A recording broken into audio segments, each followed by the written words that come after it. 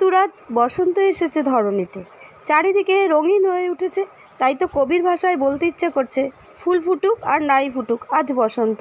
বসন্ত মানে একে অপরকে রাঙিয়ে দেওয়া আর খুশি ভাগ করে নেওয়া। রাজারহাট নিউ টাউনের বিশিষ্ট সমাজসেবী তথা তৃণমূল এসিএস ওবিসি সেলের সাধারণ সম্পাদক অমরনাথ প্রসাদের উদ্যোগে বস্ত্র উপহার প্রদান করা হয়। এদিন অনুষ্ঠানে উপস্থিত ছিলেন নিবেদিতা প্রসাদ, অশোক চক্রবর্তী সহ অন্যান্যরা। এদিন প্রায় 300-র বেশি বস্ত্র তুলে দেওয়া হয়। দোলের আগে নতুন বস্ত্র পেয়ে সকলেই খুশি। অমরনাথ প্রসাদের উদ্যোগে এই উপলক্ষে বস্ত্র উপহার দেওয়া হয়েছিল, তারই কিছু অংশ তুলে ধরা হলো আমাদের চ্যানেলের মাধ্যমে।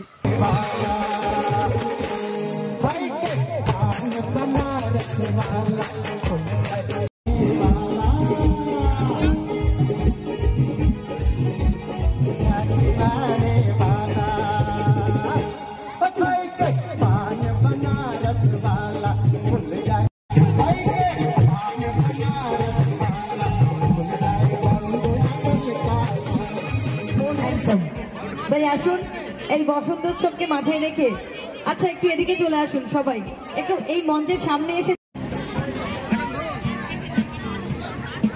আমরা কিন্তু বাংলা গান শুনবো, এটা আমাদের জন্য খুব। আজহার একটু সামনে এসো, চঞ্চল ভাই, চঞ্চল আজহার একটু সামনে। প্রত্যেককে অনেক অনেক ধন্যবাদ জানাচ্ছি, আমার সাংবাদিক বন্ধুদেরকে অনেক অনেক ধন্যবাদ জানাচ্ছি। রেসপেক্টেড অমরনাথ প্রসাদ মহাশয়, বসন্ত উৎসব সর্বাঙ্গীন সুন্দর হয়ে উঠল। আমরা যে কথা সবসময় বলি, সর্বধর্ম সমন্বয়ের কথা, এই বসন্ত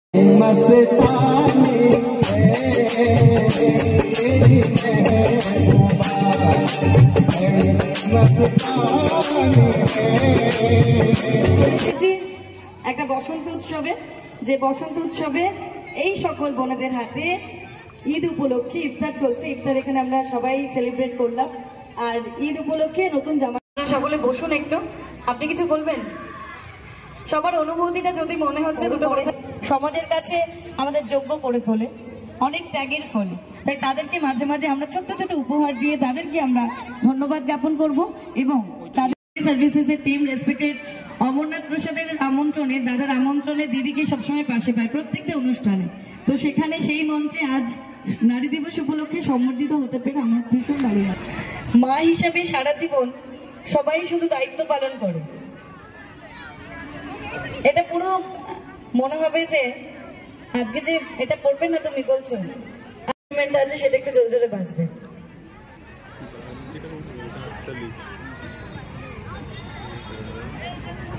প্রিয়াঙ্কার সুন্দর একটা উত্তরীয়। আচ্ছা, নিবেদিতা দির জন্য একটু গড়তালি হোক।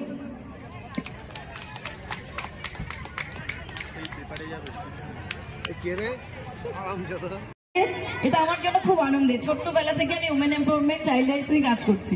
তো এতগুলো এম্পাওয়ার্ড লেডিকে যদি আমি আবার ফেলিসিটেট করছি, সেটা আমার জন্য খুব সৌভাগ্য। আগাম নতুন বস্ত্র তুলে দিচ্ছি সকলের হাতে। তো এই মাহেন্দ্রক্ষণে আমি রেসপেক্টেড অমরনাথ প্রসাদ মহাশয়কে স্বাগত জানাচ্ছি।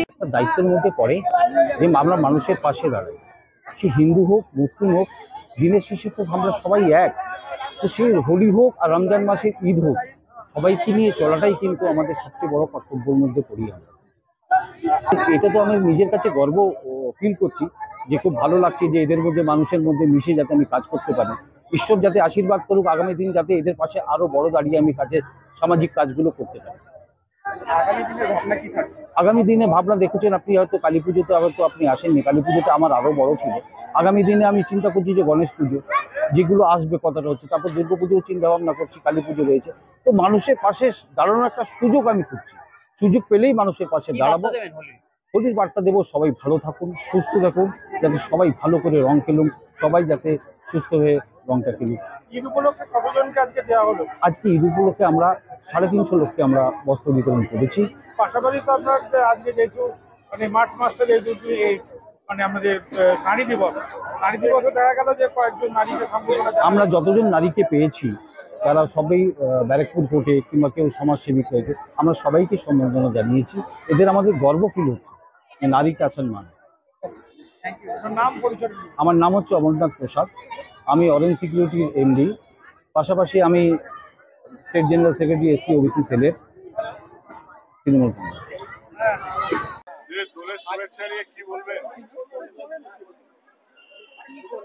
সবার জীবন নতুন রঙে ভরে উঠুক, শুভ শুভেচ্ছা আমার তরফ থেকে। কতটা ভালো লাগছে আপনার জীবন সামাজিক কাজ, কতটা ভালো লাগছে?